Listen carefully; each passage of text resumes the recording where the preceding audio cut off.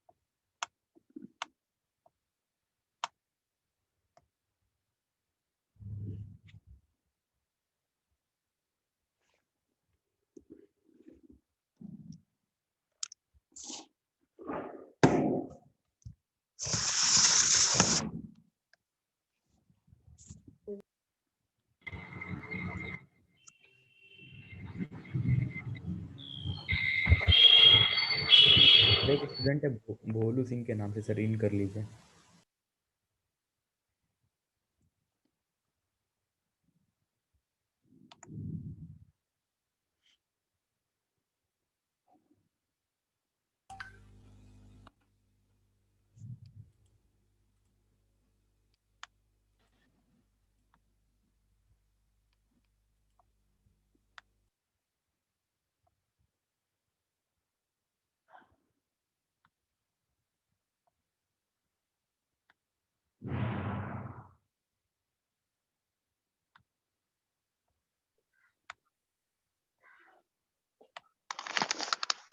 सृष्टि school गई?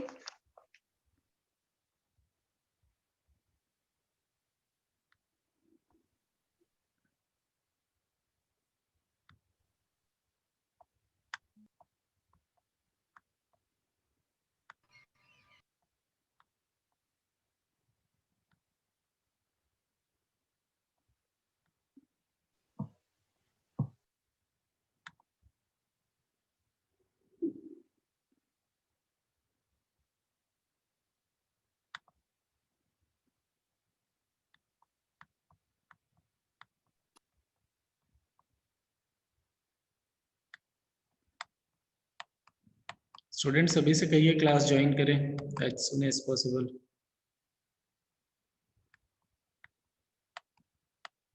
Link share कर दे रहे हैं। व्हाट्सएप नहीं चल रहा है अभी मेरा, अभी हम लिंक नहीं शेयर कर पाएंगे। लिंक वही प्रीवियस वाला ही है। Yes sir, Yes, sir sir, मैं ग्रुप पे send डाल कर दिए दे रहा सर, आ रहे हैं सब। ठीक,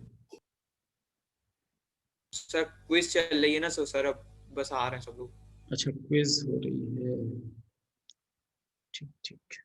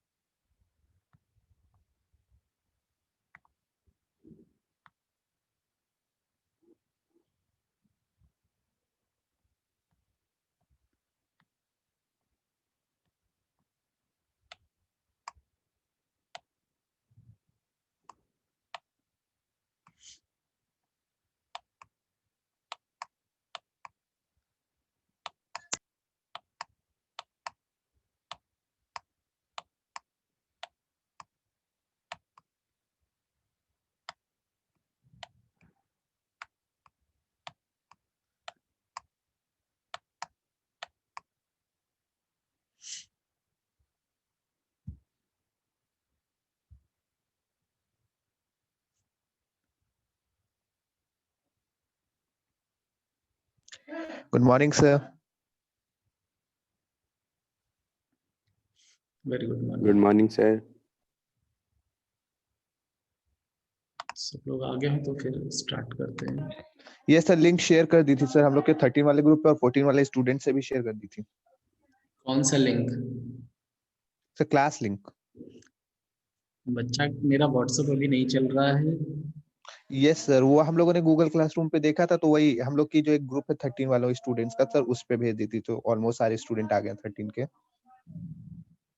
वो लिंक आप लोग सर वो कॉपी बोल रहा करके भेज दिया शेयर उसने। कर लीजिए आपस में। हाँ सर यही बोल। Yes sir, yes. हो गई है सर, हो गई। ठीक,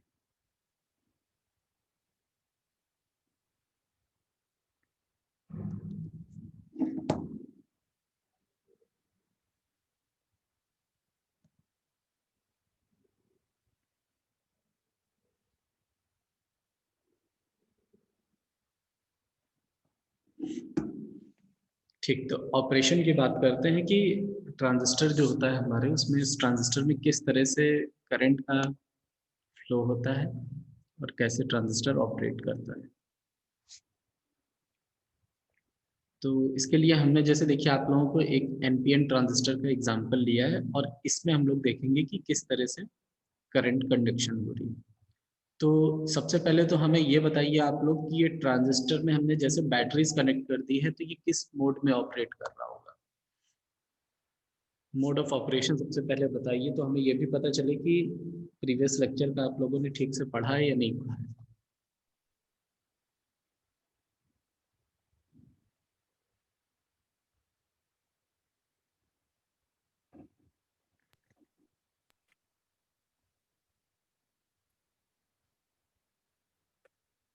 तो सर एक्टिव मोड, हाँ, फिर से बोलिए Prashant. Active mode sir. Active mode, अच्छा चलो प्रशांत की बात मान ली, एक्टिव मोड। और किसी को किसी मोड में लग रहा है।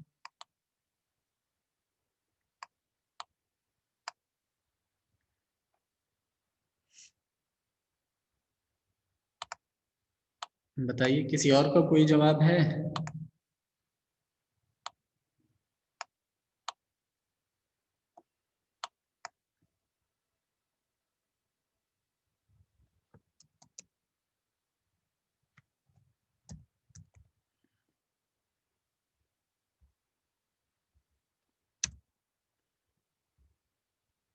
नहीं, और किसी को नहीं पता। चलो बहुत अच्छी बात है। ठीक, ट्रांजिस्टर ये एक्टिव मोड में ही है, लेकिन आप लोग थोड़ी सी पढ़ाई करिए। एक्टिव मोड में कैसे है, अगर हम इस बैटरी कनेक्शन को देखेंगे तो N is connected to negative and P is connected to positive. It means this junction is forward bias. Yes sir. और ये जंक्शन कौन सा है, बेस एमिटर जंक्शन। इस जंक्शन को हम कहते हैं बेस एमिटर या emitter base junction, EB junction. और सेकंड जंक्शन जो है हमारा कलेक्टर बेस जंक्शन है, यानी CB कलेक्टर बेस और J फॉर जंक्शन। ये जंक्शन हमारा P इज नेगेटिव से कनेक्टेड है and N is connected to positive. It means ये वाला जो जंक्शन है, this junction is reverse bias. ठीक है, तो इस कंडीशन में हमने ये डिप्लीशन लेयर भी शो की है। फॉरवर्ड बायस के केस में ये डिप्लीशन लेयर इनिशियली बहुत कम होती है। तो अगर हम ये देखें कि हमारे पास में इस तरफ पॉजिटिव आयंस होंगे, ये इस तरह से ये पॉजिटिव आयंस होंगे और पी साइड में होंगे नेगेटिव आयंस। ठीक, सिमिलरली ये वाली जो लेयर होगी, ये लेयर थोड़ी सी ज्यादा बड़ी होगी डिप्लीशन लेयर, क्योंकि इधर रिवर्स बायसिंग है। तो इसलिए इस साइड की जो डिप्लीशन लेयर होगी वो ज्यादा बड़ी होगी as compared to emitter base junction. तो इस तरह का यहाँ पर ये कंस्ट्रक्शन बन जाएगा इसमें। ठीक, ये दो रेजिस्टेंसेस लगे हुए होते हैं, इसको हम कलेक्टर रेजिस्टेंस कहते हैं कि कलेक्टर साइड में है। ऐसे ही इसको हम कहते हैं RE यानी एमिटर रेजिस्टेंस। ठीक है, तो फॉरवर्ड बायस रिवर्स बायस तो समझ में आ गया। इट मींस कि हम जिस ट्रांजिस्टर की अभी ऑपरेशन देखेंगे कि किस तरह से इसमें करंट फ्लो हो रही है, तो वो ऑपरेशन हम किस केस में देख रहे हैं, एक्टिव मोड के केस में। तो अब इसमें देखते हैं कि करंट का कंडक्शन कैसे होगा। अब देखिए, क्योंकि ये वाला जो जंक्शन है एमिटर बेस जंक्शन, इस जंक्शन में तो करंट फ्लो होगी और इस जंक्शन में करंट फ्लो नहीं होगी क्योंकि ये रिवर्स बायस में है। तो हम इतने डायग्राम को अभी थोड़ी देर के लिए रिमूव कर देते हैं।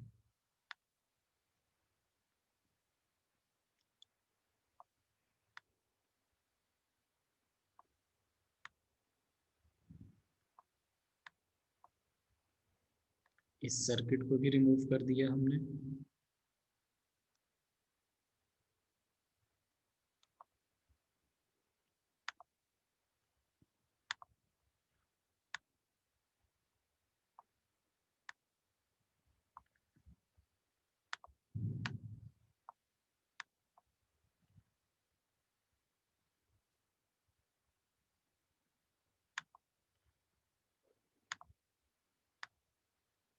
तो इस तरह से हमारे पास में एक N और एक P ये फॉरवर्ड बायस में है। तो जब फॉरवर्ड बायस में है तो ये नॉर्मल डायोड की तरह वर्क करेगा और करंट का कंडक्शन किस तरह से होगा, यहाँ से इलेक्ट्रॉन इस तरफ को मूव करेंगे और यहाँ पर हमारे पास में होल्स होंगे। ठीक, तो यहाँ पर जो एमिटर है हमारा ये हैवीली डोप्ड है, इसलिए यहाँ पर जो नंबर ऑफ इलेक्ट्रॉन्स होंगे वो बहुत ज्यादा होंगे और ये इस डायरेक्शन में यहाँ से इस तरह से फ्लो करना स्टार्ट करेंगे। ठीक, अब क्योंकि P वाले में जो बेस है हमारे पास में, इस बेस में होल्स होंगे जो पॉजिटिवली चार्ज होंगे, तो यहाँ पर क्या होगा कि कुछ इलेक्ट्रॉन्स ऐसे होंगे जो कि इनसे रिकॉम्बाइन होंगे एंड रेस्ट जो इलेक्ट्रॉन्स होंगे वो इलेक्ट्रॉन्स इस जंक्शन को क्रॉस भी कर जाएंगे, क्योंकि इनको इतनी एनर्जी मिल जाएगी कि ये इस जंक्शन को क्रॉस कर जाएंगे। इसकी जो विड्थ है वो विड्थ बहुत स्मॉल है।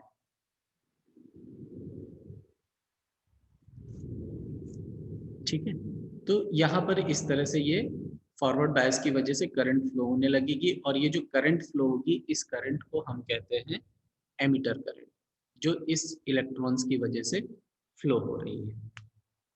ठीक, डायरेक्शन क्या होगी करंट की, डायरेक्शन होगी आउटसाइड, ये इसको हम कहेंगे एमिटर करंट।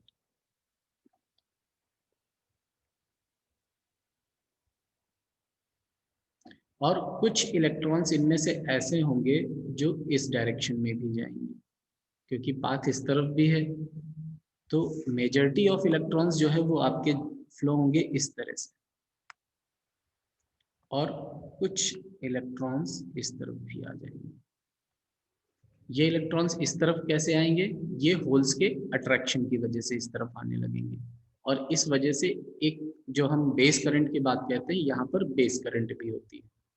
तो मेजॉरिटी जो हमारे पास में एमिटर में है, हैवीली डोपिंग है, तो मेजॉरिटी हमारे पास में इलेक्ट्रॉन्स की होगी और इस इलेक्ट्रॉन्स की वजह से जो करंट फ्लो होने लगेगी इस एमिटर जंक्शन में, उसको हम कहते हैं एमिटर करंट। और ये करंट जो होती है लार्जेस्ट करंट होती है आपके बीजेटी में, IE।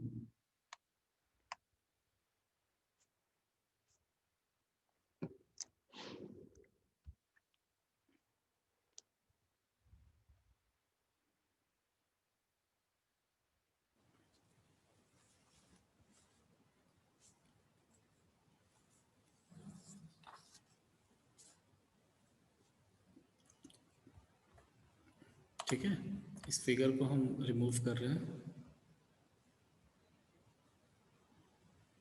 और एक बहुत ही सिंपल सा जो है ग्राफिकल रिप्रेजेंटेशन यहाँ पे आपको देंगे कि हमारे पास में अगर इस तरह का बीजेटी है तो करंट किस तरह से यहाँ पर फ्लो हो रही है। ये हो गया एमिटर, बेस और कलेक्टर। ठीक, अगर हम NPN की बात कर रहे हैं तो ये NP और N हो गया। तो जो हमने कनेक्शंस किए थे, कनेक्शंस तो हमारे पास में वही हैं कि इस तरफ नेगेटिव है और इस तरफ पॉजिटिव है। एक कनेक्शन ये हो गया और सेकंड कनेक्शन हो गया ये नेगेटिव और ये पॉजिटिव, इस तरह से। ठीक है, और जो करंट का फ्लो होगा वो हम इस तरह से देख सकते हैं कि ये इस तरह से करंट फ्लो होगी और एक स्मॉल अमाउंट ऑफ करंट इस तरफ जाएगी, रेस्ट करंट हमारी इस तरफ जाएगी। ये इस तरह से करंट का कंडक्शन बीजेटी में होता है। तो अब यहाँ पर हम देख रहे हैं कि जैसा हमने पहले भी स्टडी किया कि एमिटर का काम होता है कि ये कैरियर सप्लाई करता है। तो इट मीन्स कि करंट जो स्टार्ट हुई है, करंट यहाँ से स्टार्ट हुई और जो मेजर करंट होगी हमारी वो क्या होगी, IE, एंड इसका कुछ पार्ट, ये डायरेक्शन पे अभी मत जाइएगा, ठीक है, हम अभी ये रुकिए एक मिनट, इसको हम रिमूव कर देते हैं अदरवाइज कंफ्यूजन होगा। ठीक है, तो मेजर पार्ट हमारे पास में जो इलेक्ट्रॉन्स का है वो कहाँ से आ रहा है, एमिटर साइड से आ रहा है और इसका कुछ पार्ट इस तरफ बेस वाले पॉइंट की तरफ जा रहा है और रेस्ट जो मैक्सिमम पार्ट है वो आपका कलेक्टर साइड में जा रहा है, कलेक्टर, बेस एंड एमिटर। तो इट मीन्स जो लार्जेस्ट करंट है वो कौन सी करंट है हमारी, एमिटर करंट। स्मॉलेस्ट करंट कौन सी होगी? बेस करंट, और जो लार्जेस्ट करंट होगी वो होगी कलेक्टर करंट। तो इस तरह से सॉरी जो डिफरेंस बचेगा IE माइनस IB, वो करंट हमारी होगी कलेक्टर करंट। तो लार्जेस्ट करंट IE होगी, एमिटर करंट, इसके बाद स्मॉलेस्ट होगी बेस करंट, और इन दोनों के बीच में होगी IC। यानी कि हम यहाँ पर अगर करंट इक्वेशंस लिखें तो IE यानी emitter current is equals to IB plus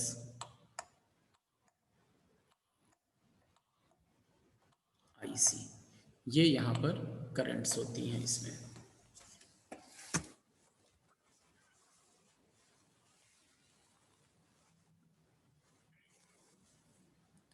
and same thing अगर हम इसी चीज को PNP ट्रांजिस्टर के लिए देखें, P, N और P, तो इस केस में हमारे पास में क्या होगा? जस्ट इसका रिवर्स होगा, ऑपरेशन बिल्कुल सेम होगा। ये एमिटर हो गया, बीच वाला बेस हो गया, ये कलेक्टर हो गया, कलेक्टर, बेस और emitter.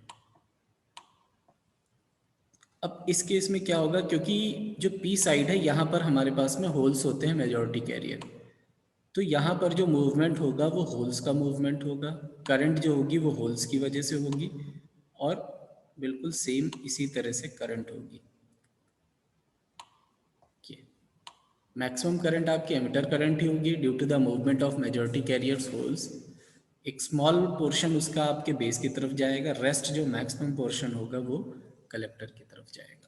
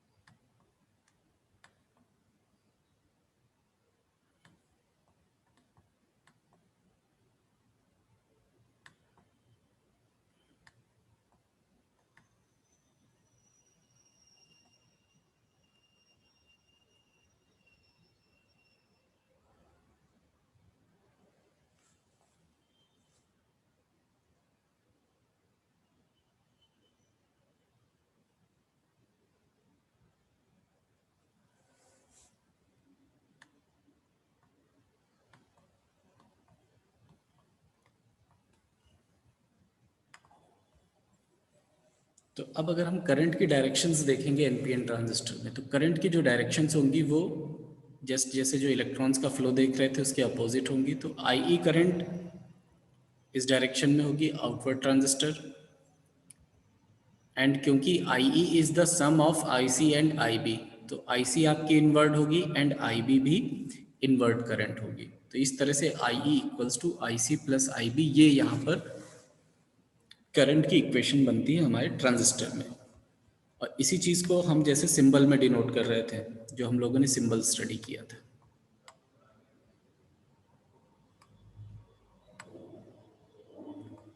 Base, emitter and collector. तो यहाँ पर भी क्या है, जो बेस करंट है वो किस तरफ, इस तरफ जा रही है, जिसे कि हम IB कहेंगे, एमिटर करंट की डायरेक्शन किस तरफ है, इस तरफ है, और कलेक्टर करंट की डायरेक्शन है इस तरफ। तो हम लोग जब भी सिंबल का यूटिलाइजेशन करते हैं तो हम इस सिंबल में सिर्फ और सिर्फ एमिटर करंट की डायरेक्शन को शो कर देते हैं, एंड हम उससे ईजिली समझ जाएंगे कि हाँ ये कौन सा ट्रांजिस्टर है। अब देखिए जो हम लोगों ने करंट कंडक्शंस देख ली अभी, उसी करंट कंडक्शन के अकॉर्डिंग ये जो सिंबल हम लोगों ने स्टडी किया था वो सिंबल उसी करंट कन्वेक्शन के अकॉर्डिंग ही लिया गया है कि एमिटर करंट हमारी यहाँ से आउटवर्ड डायरेक्शन में फ्लो हो रही है। एंड सिमिलरली जब हम पीएनपी की बात कर रहे हैं तो पीएनपी के केस में करंट की डायरेक्शन जस्ट अपोजिट हो जाएगी, बिकॉज ऑफ कि वो करंट जो होगी वो होल्स की वजह से होगी।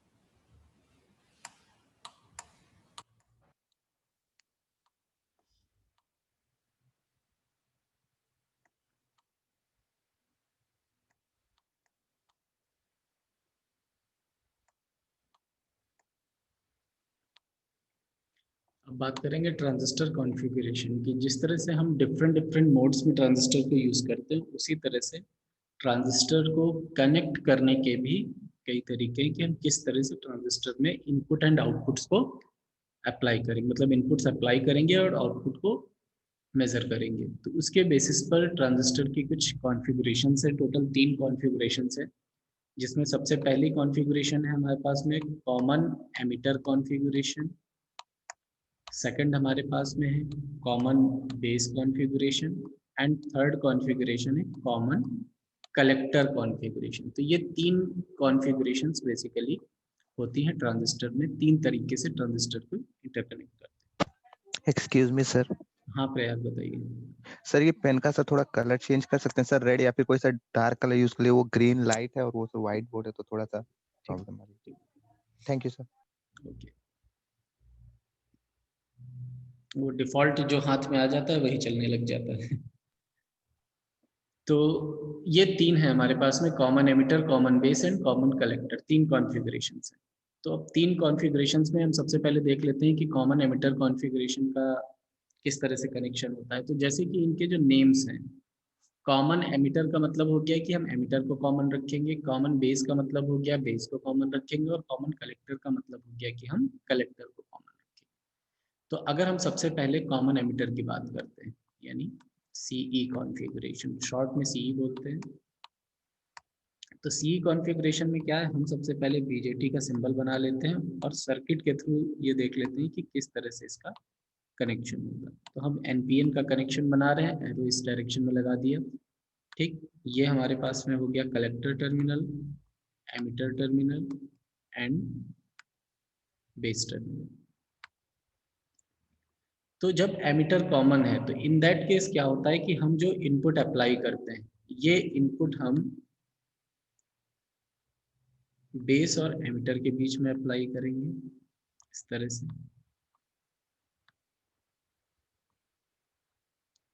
इसे हम वी आई बोल देते हैं। एंड सिमिलरली जो हम आउटपुट लेंगे, वो आउटपुट हम ये कलेक्टर टर्मिनल और एमिटर टर्मिनल के बीच में ये इस तरह से यहाँ एक लोड रेजिस्टेंस लगा देंगे, एंड लोड रेजिस्टेंस के अक्रॉस हम वी आउटपुट कैलकुलेट कर लेंगे। ये हो गया आर एल लोड रेजिस्टेंस और we output plus terminal minus terminal. तो इसमें हम देख रहे हैं कि हमारा ये जो एमिटर टर्मिनल है ये दोनों केसेस में कॉमन है। इनपुट भी इसी के रेस्पेक्ट में अप्लाइड है एंड जो आउटपुट भी मेजर कर रहे हैं वो भी इसी के रेस्पेक्ट में मेजर किया जा रहा है। ठीक है, तो इस कॉन्फ़िगरेशन को कहते हैं कॉमन एमिटर कॉन्फ़िगरेशन। इसी तरह से हम अगर नेक्स्ट कॉन्फ़िगरेशन की बात करें, कॉमन बेस कॉन्फ़िगरेशन। तो जब हम कॉमन बेस कॉन्फ़िगरेशन की बात करेंगे तो हम बेस को कॉमन करेंगे। बेस को कॉमन किस तरह से कर सकते हैं कि हम इनपुट जो अप्लाई करेंगे उसमें भी बेस कॉमन होगा और जो आउटपुट कैलकुलेट करेंगे वो भी बेस और कलेक्टर के अक्रॉस करेंगे। तो यहाँ पर हम ट्रांजिस्टर के सिंबल को इस तरह से बनाते हैं सो दैट कि हम इनपुट आउटपुट्स को इसी मैनर में अप्लाई कर सकें। ठीक, हमने बेस वाले टर्मिनल को नीचे ले लिया, ये इस तरह से बेस, एरो इस तरफ लगा है तो ये टर्मिनल हमारा एमिटर टर्मिनल हो गया और ये टर्मिनल कलेक्टर टर्मिनल हो गया।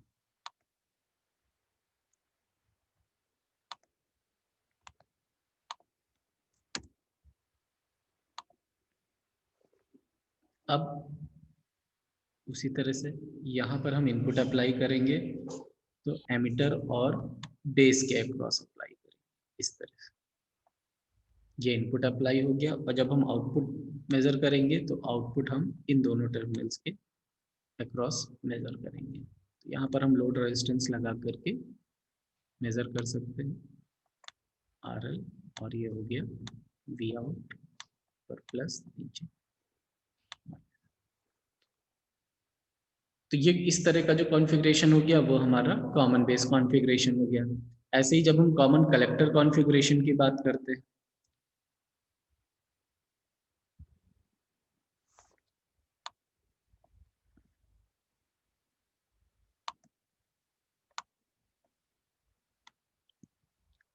तो कॉमन कलेक्टर के केस में हम जो सिंबल यूज कर रहे हैं सिंबल को थोड़ा सा उल्टा कर देते हैं।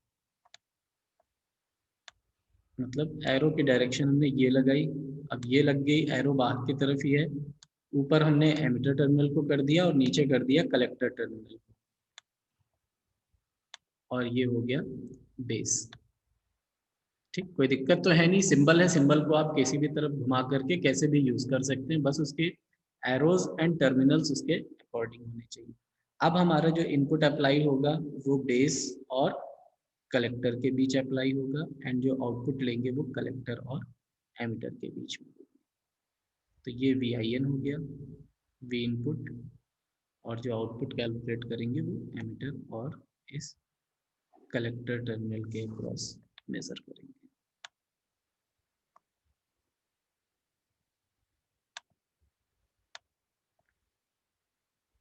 लोड रेजिस्टेंस लगा लिए RL और V आउट कैलकुलेट कर लेंगे। तो यही तीन तरीके हैं ट्रांजिस्टर को कनेक्ट करने के लिए। ये हम NPN की कॉन्फ़िगरेशंस बताइए, इसी तरह से PNP में भी हो जाएगा, कोई दिक्कत नहीं। मेनली NPN डायरेक्शन चेंज करनी है ना हाँ प्रशांत सर, सिर्फ डायरेक्शन चेंज करेंगे सर और PNP हो जाएगा, मतलब करंट की। हाँ हाँ डायरेक्शन चेंज करेंगे बस, और कुछ नहीं करना। ठीक है, तो इस तरह से ये जो है हमारे पास में तीन कॉन्फ़िगरेशंस हैं। इन्हीं तीन कॉन्फ़िगरेशंस में हम ट्रांजिस्टर को कनेक्ट करके यूज करते हैं, कॉमन एमिटर, कॉमन बेस और कॉमन कलेक्टर। इनमें बहुत एनालिसिस भी बहुत सारी होती है, हम लोग AC सिग्नल अप्लाई करके फिर आउटपुट मेजर भी करके देखते हैं कि किसमें कितना आउटपुट आ रहा है, कौन सा कॉन्फ़िगरेशन बेटर है, कौन सा किसमें क्या ड्रॉबैक्स हैं।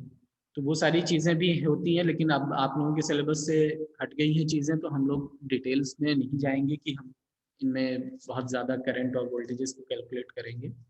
हम सिर्फ यही कॉन्फ़िगरेशन स्टडी कर लेंगे, थोड़ा बहुत इसके करंट के बारे में स्टडी कर लेंगे कि कैसे करंट फ्लो हो रही है। ठीक है, ये तीन कॉन्फ़िगरेशंस हो गई।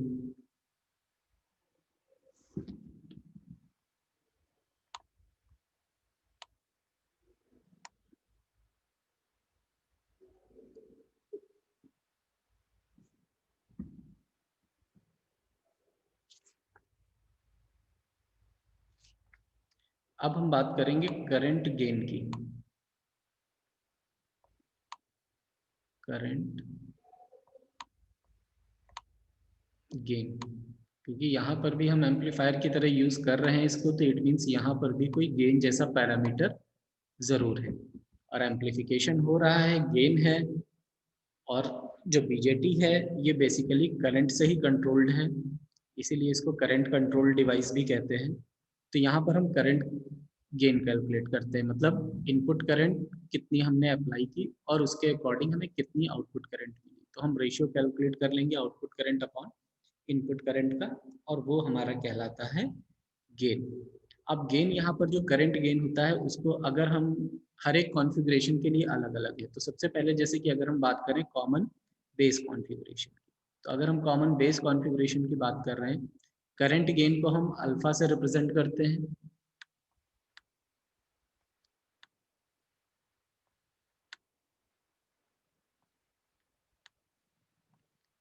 ठीक। एंड जब भी हम गेन की बात करते हैं तो आउटपुट अपॉन इनपुट लिखते हैं। तो इनपुट हमारे पास में क्या है, करंट कहाँ से सप्लाई हो रही है, एमिटर से सप्लाई हो रही है, तो एमिटर करंट इनपुट करंट है और कलेक्टर करंट आउटपुट करंट है। और यहाँ पर हमें एक चीज और ध्यान देने वाली चीज ये है कि एमिटर करंट जो है वो लार्जेस्ट करंट होती है बीजेटी में। अब जब एमिटर करंट लार्जेस्ट करंट है तो इट मीन्स ये वैल्यू हम जब भी कैलकुलेट करेंगे तो ये वैल्यू कितनी आएगी, always less than 1। Less than 1। Very good. तो आप कभी भी मान लीजिए कहीं न्यूमेरिकल में भी आ जाएगा तो अल्फा की वैल्यू कहीं भी कैलकुलेट करेंगे तो लेस देन 1 ही आनी चाहिए। अगर 1 से ज्यादा कहीं पर भी कैलकुलेट कर रहे हैं तो आप गलत कर रहे हैं, ठीक है। तो बहुत अच्छी बात है कि आपने ये अपने आप निकाल लिया, ठीक। अब एम्पलीफिकेशन जो हो रहा है यहाँ पर, क्योंकि एज अ एम्पलीफायर भी यूज करते हैं, तो यहाँ पर जो गेन होते हैं वो दो तरह के गेन होते हैं। अगर हम डीसी करंट में ये कैलकुलेट कर रहे हैं यानी सिर्फ डीसी इनपुट्स अवेलेबल हैं तो हम इसे डीसी गेन कहते हैं, और जब हम एसी अप्लाई कर रहे हैं इनपुट टर्मिनल्स पे तो उस केस में यही गेन हो जाता है एसी गेन। तो अल्फा एसी अल्फा डीसी से भी रिप्रेजेंट कर सकते हैं। और जब हम एसी के केस में कैलकुलेशन करते हैं किसी भी चीज की तो उस केस पे हम चेंजेस कैलकुलेट करते हैं, मतलब कि change in collector current due to change in emitter current. तो जब हम ये कैलकुलेशन करेंगे तब ये हमारा एसी गेन हो जाएगा, current gain for AC supply, ठीक।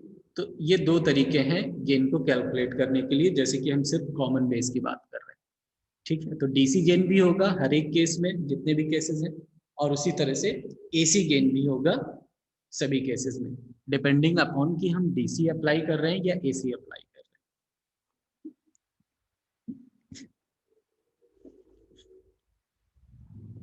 सर एक बार एसी गेन बता दीजिए फिर से। हैं। हाँ, क्या कह रहे हैं प्रशांत? सर एसी गेन, थोड़ा तेज बोलिए। एसी गेन बता दीजिए।